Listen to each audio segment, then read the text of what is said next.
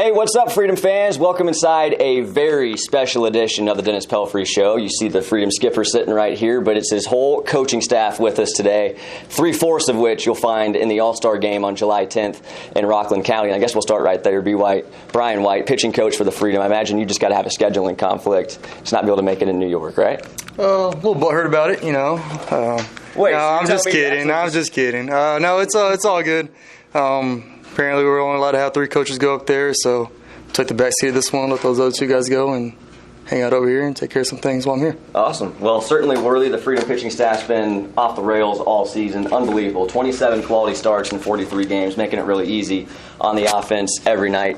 We've got Drew Martinez right here, second-year hitting coach for the Freedom, and Mike Morris in his first year. You'll remember that name. He was a player for the Freedom in 2017 and 2018, transitioning first year as the Freedom bench coach. Mike and Drew, and of course Dennis Pelfrey, will be in the All-Star game on July 10th at Rockland County, taking on the best of the best in the Can-Am League. So Dennis, talk to us a little bit about getting the opportunity to not just manage in the All-Star game again, your second time, first time since 2017. We remember that season, the banner season for the Freedom, off and rolling again this year, but getting the opportunity again to manage in the Midsummer Classic and a new look this year, taking on the best of the Can-Am League. Should be fun.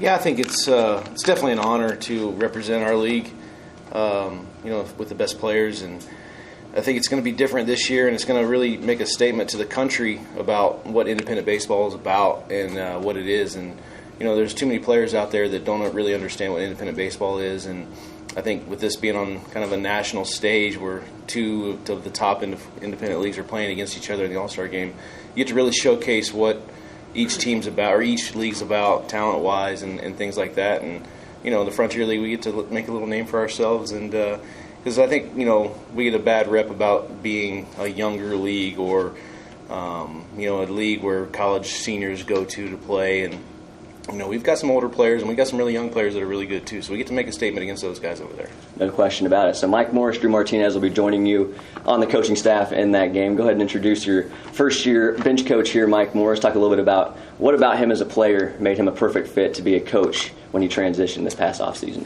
Yeah, Mike, coming in 2017, I think I'll tell the story, and he probably hates me saying it. I say it all the time, but our coaching staff that year, he was our first pick to get released out of spring training that season.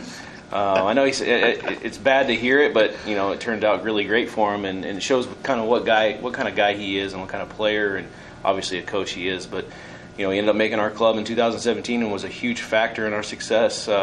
Being a role player off the bench, too many times players don't understand what it really means to be a role player off the bench. And he played a lot more than I thought he would, and probably than he thought he would be in that role in some key moments for us that year. Him and Ozzie Braff were the 2 pillars for us off the bench, and some spot starts to really propel our team and save some guys from having to play every day and get hurt, those type of things. So and obviously when he got in the games, he was lights out. He was good, and he could play anywhere on the field, including catch. I'm not sure about pitching, but I think he loosened up a time or 2. we didn't try him out there, but he played in the outfield. He played some shortstop, third base, second base. He did everything we asked of him, and did it at 100 miles an hour. So he was definitely a fresher breath air for us every time we put him in the lineup.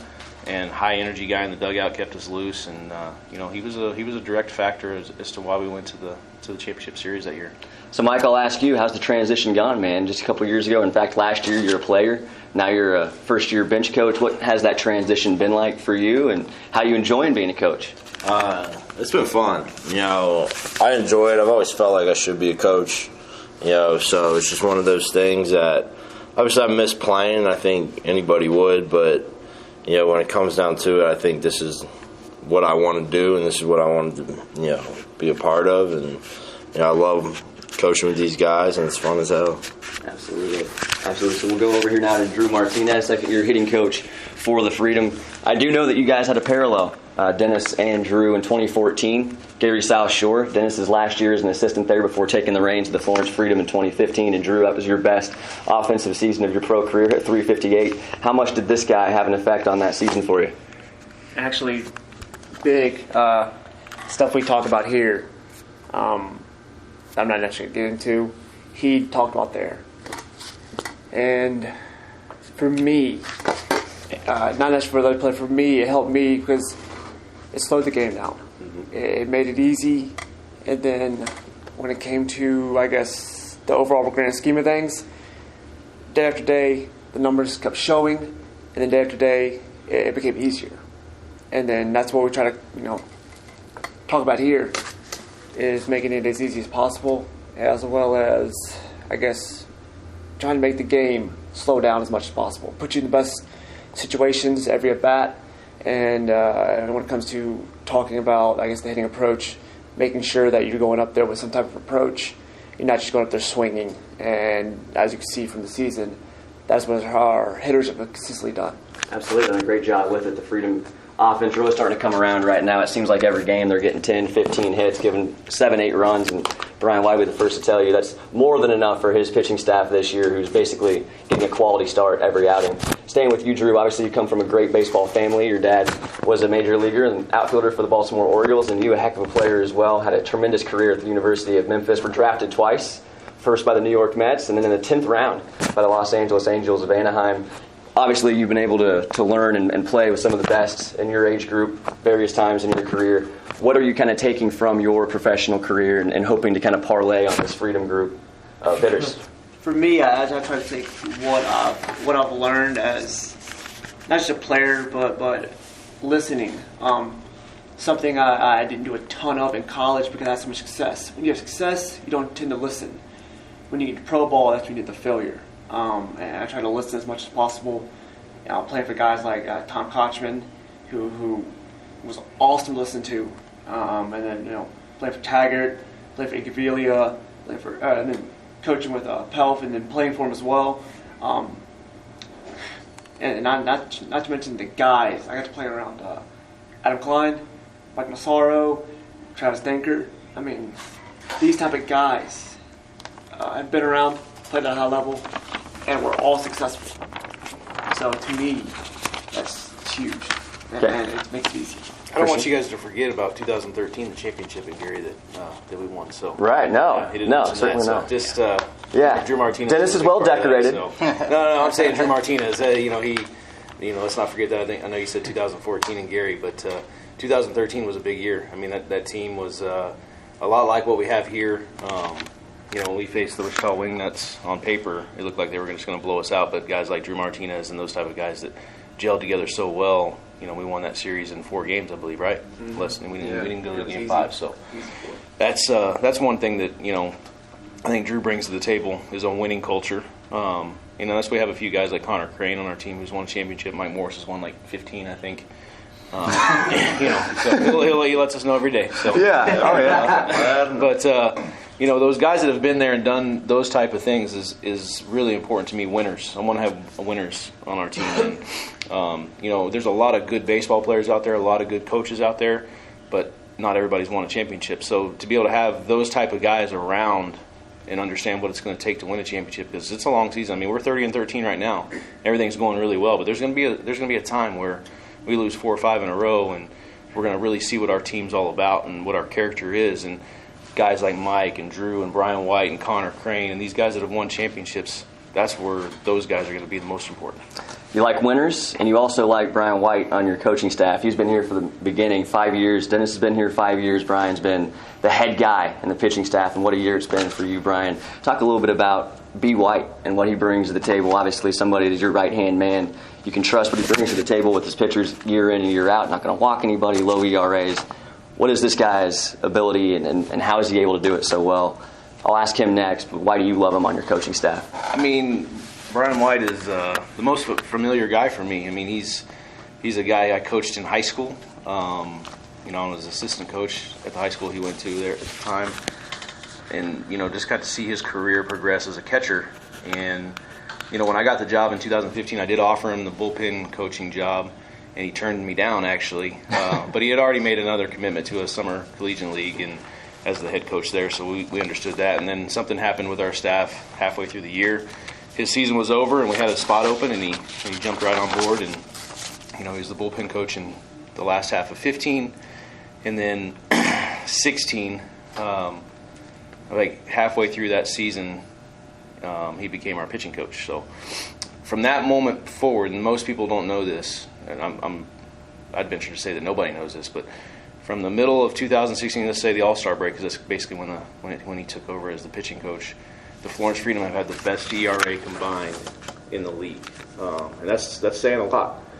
So for the last 2.5 years, and including this year, I'm sure goes into that. We haven't looked at it yet, but he's had the best pitching staff numbers wise, and it always goes back to ERA for that since he took over. So that's a testament in itself on what he brings to the table.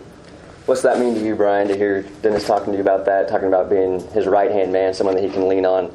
Obviously, you've had plenty of success, but what is it that you think makes you and Dennis such a good match and being able to have all the success you guys have had together? Yeah, we talk a lot during the season, during the off season. We'll text, I'll go to his house and whatnot. It's always baseball. We always got workouts going on, so every now and then we'll butt heads or whatever, but I think he appreciates that from me, and I appreciate that from him, to where we want to hear both sides of the story, what he thinks, what I think. Even though we're both we can be a little stubborn at times, but I think it works out in our best interests as a coaching staff. That way, it's going to open our eyes up to something new every time. So whether he makes a point and initially I disagree with it, I'll think about it, I'll sleep on it. Okay, yeah, made a good point. Maybe vice versa. I can't speak for him, but that's just how I kind of feel with our relationship. And I think it plays together really, really well. Good cop, bad cop sometimes, so to say. So yeah, it's a good combination, I feel like. When our coaching staff is fighting in the coach's office, that means we're doing well. So because we're very the personalities are very strong, which makes that vinegar and fire. I don't even know what the saying is, cliche or whatever, something. But I'm not gonna help you out here. It's. Oil and vinegar? Oil and vinegar, yeah. It kind of creates a dynamic in the clubhouse that's second to none, really. I mean, there's days where we come in and we got Angry Mike. Mike's got 17 different personalities. Yeah. Sleepy Mike. I've seen all of them. You've definitely seen all of them. And he can have them all every day. I kind of go out to that movie Split or the new one, Mr. Glass. Every time the light shines, a new personality. It's like that for Mike. So when somebody flips a light switch on, it's a different personality. So, we kind of all get with each other on that stuff. But I think when we're really adamant about our opinions and what we think is best for us, this club, and there's two difference of opinions, and it creates a little bit of adversity, and I think it makes us better. Man, no doubt. Going into the locker room or the clubhouse after Freedom losses can be a little bit of a dicey proposition. Of course, there haven't been that many of those this year, but I think I saw a chair flying across the wall one time when I popped in there to deliver the box score. So take them at their word. These guys are intense baseball lifers. It's been a lot of fun this season in Florence, though. Not a lot of losses, like I mentioned. 31-13 is the Freedom record right now. That's still the best record in all of the Frontier League. Now 5 games up on the next best team in the West Division, which is the Evansville Otters. Let's talk about the ERA and the lack of walks, Brian, real quick, and the quality starts. I feel like this team, we've seen the offense starting to come together. We know it's going to be there. Offense is also the hardest part of the game of baseball. If you get a hit 3 times out of 10, you're a Hall of Famer. It's supposed to be that way. So I think you guys built this team. Maybe I'm stepping out of line here. With the pitching, coming in, knowing that the pitching was going to kind of be your guys' ace in the hole, 27 quality starts in 43 games to open the season. 10th in the Frontier League in walks, which you want to be last in that category, just 111 of those, and the 3rd best ERA. Doing it again this season. What is it about the pitchers that you like, or maybe a better way to rephrase the question is, what are you looking for in pitchers that you bring into Florence? Because it seems like every single year, that's always the stat. Low ERAs, no walks, not putting extra guys on base, making teams earn every run they get. Yeah, and you said it right there. If you hit 300, you're a Hall of Famer in the big league, so why not make them hit 300? Why give them free bases? Why let them still bag? So we hold our running game very accountable, and we want to challenge every single pitch. We want to stay away from those 2-2, 3-2 counts as much as possible. We want to be aggressive. We want to pitch inside, pitch outside. We'll get reports down on hitters, on what we think their swing plays to, but we always want to think of offensively, even though we're playing defense, so to say. Always being super aggressive with our fastballs. We want them to feel the pressure. The game's on our time. It's not on their time. So the game doesn't start till we take the rubber. We want to step off, we step off. If we want a quick pitch, we quick pitch. Whatever we have to do to make it work for us, as long as we're being aggressive, that's all I can ask for and competing. With our conditioning, we do a lot of competition stuff as far as all that goes. So whether it's speed ball, whether it's routes, whether it's relays, it's always competition. That's all I preach to them. There'll be some mechanics I'll have them do a couple things, but I try to avoid mechanics as much as possible where they start overthinking. I want to make it as simple as possible for my guys. I just want them going out there giving their best every day, and if they do that, then I feel like we have a good chance to win. Let's ask the skipper his thoughts on the pitching staff so far this season, and certainly of late in the 4-game Gateway Series, a series here at home that you guys swept, 4 quality starts in that series. You go on the road, a 6-game road trip, you get 2 more quality starts in the Joliet Series, 2 more quality starts in the series that you just wrapped up, another sweep of the Schaumburg Boomers. Kind of your evaluation right now as the pitching's really honing in. Yeah, I mean, I think it's a testament to what we look for in the offseason, and I think Brian's being a little modest about what he does. I mean, he's the best. He's the best guy in this league, no doubt, from a pitching staff standpoint. Being able to see a guy and understand what he can bring to the table for us, because there's a lot of good arms out there, just like there are good players, but it's finding the right guys and the guys that can fit what we're trying to do. So I think when we very rarely sign a guy without seeing a guy. We bring him out, throw a couple simulated games from a pitching staff standpoint, and Brian can tell pretty immediately if he's a guy that we can work with, that we can help. And I think that's the biggest thing. I think if we can help a guy become better as a player, one, if he's good enough to sign with us right away, then that's great. We're going to win some games with him there. But if we can help him get better every single day, which is what Brian does for these guys, it's only going to make our team better, one, and then obviously get the kid the chance to get picked up by an affiliated club, and then we have the next man standing up. So, we had Frank Valentino just get picked up, and, we've got another kid coming in this week that we've seen, and, we expect him to do the same thing. So we know what Brian White does. We know the hitting coach, Drew Martinez, what he does. What does the bench coach do, Mike Morris? It's time to get you back on the microphone here. Take us through kind of your game day routine, what it is you're bringing to the table. Obviously, a lot of life in the dugout. What are some of the checkpoints for a bench coach throughout the course of a game? For me, it's just, We are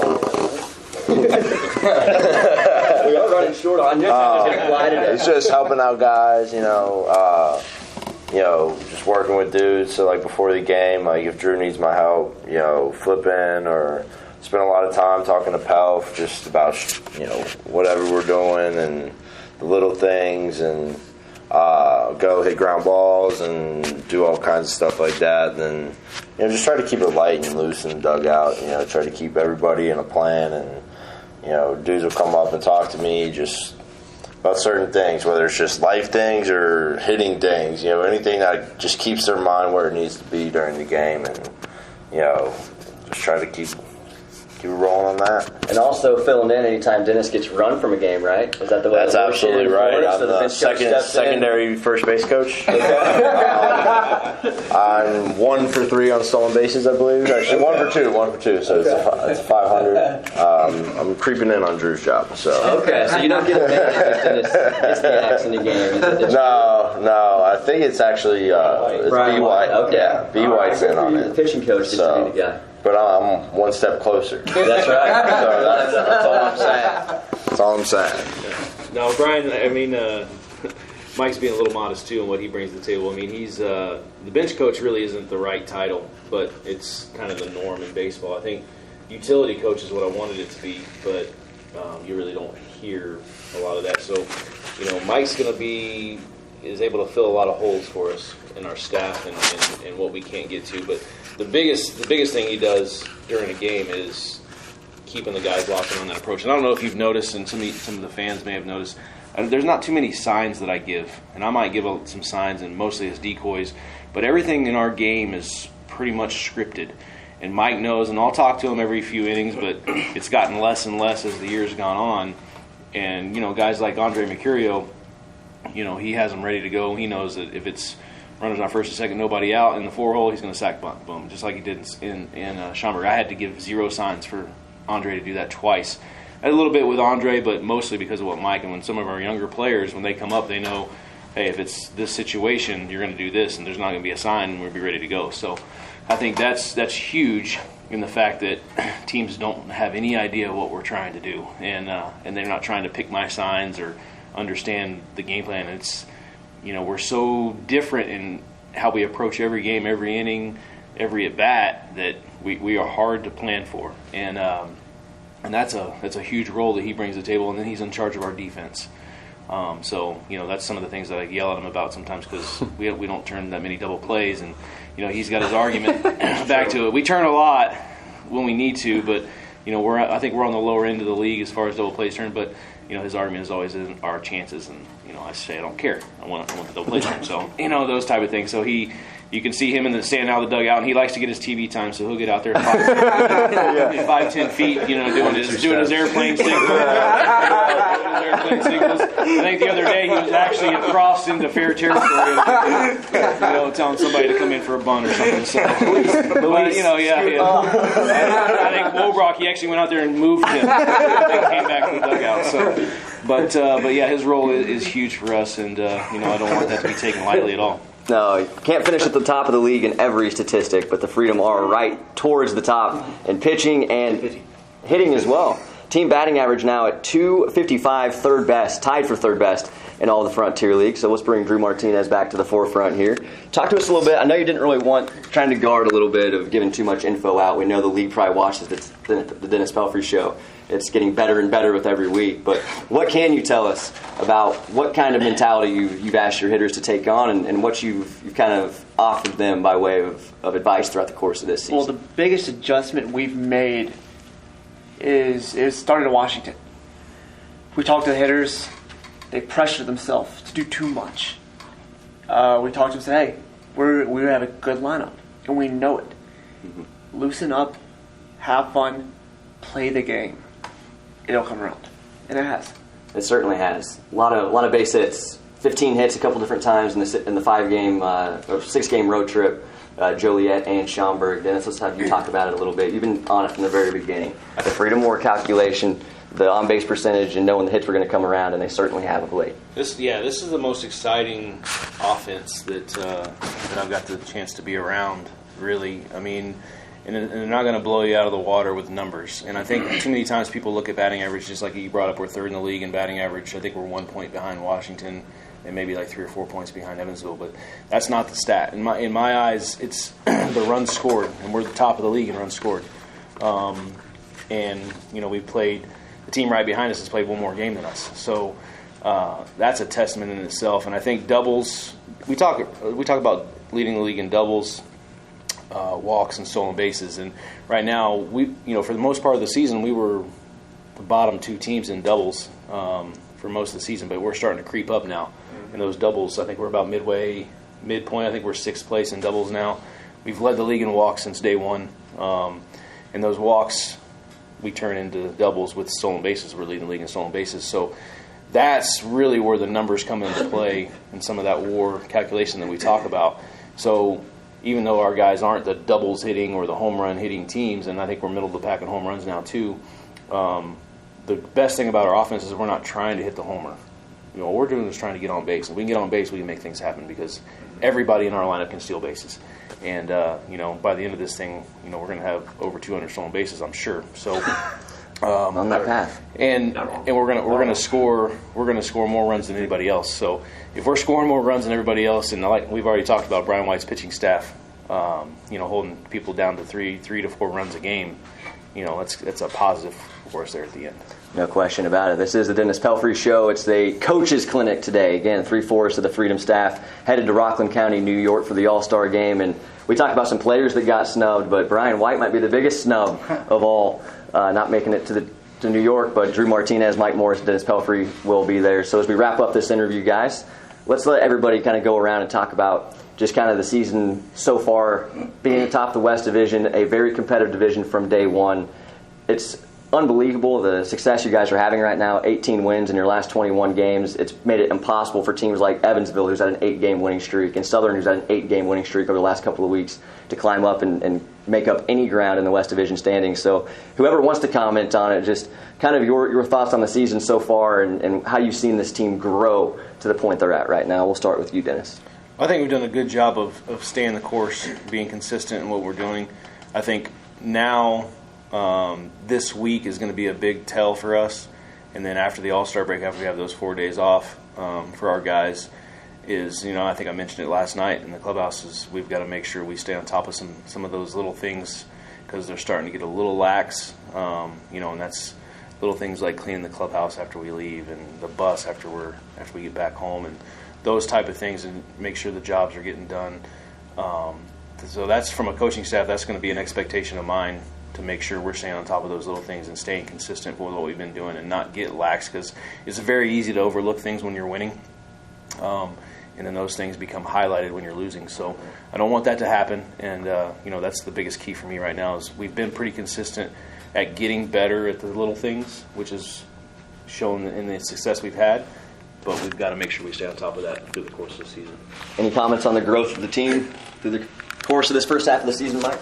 Yeah, I mean, it's been fun, especially in the division we play in. You want to play in the best, you want to compete against the best, so it's one of those things. It's been a lot of fun, but we just got to keep going. We all wear the bracelets, keep grinding.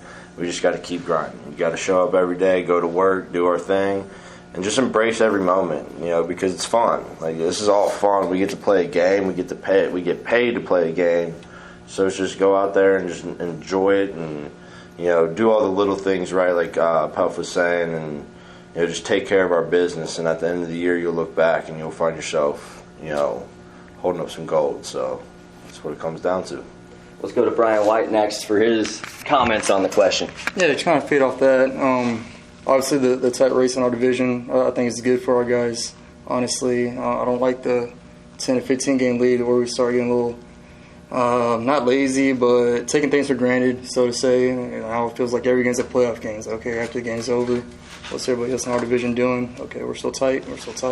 So we got to go out the next day and win. So I think from that aspect, I think it's keeping our guys pretty locked in every game, every pitch, and I think it's helping us, give us the record that we have right now, because it is such a tight race. And I couldn't want anything more than that, really, as far as a day-to-day basis, as far as up to this point to All-Star break. Drew, closing comments on the growth of the team here in 2019. Well, I want a 10 to 15 game lead. Okay. I'm going to start there. Second is just, from an offense standpoint, play fast, have fun, enjoy ourselves, because it's so hard to plan for one guy on our offense, and we know it, and our team knows it, and every single night somebody different steps up.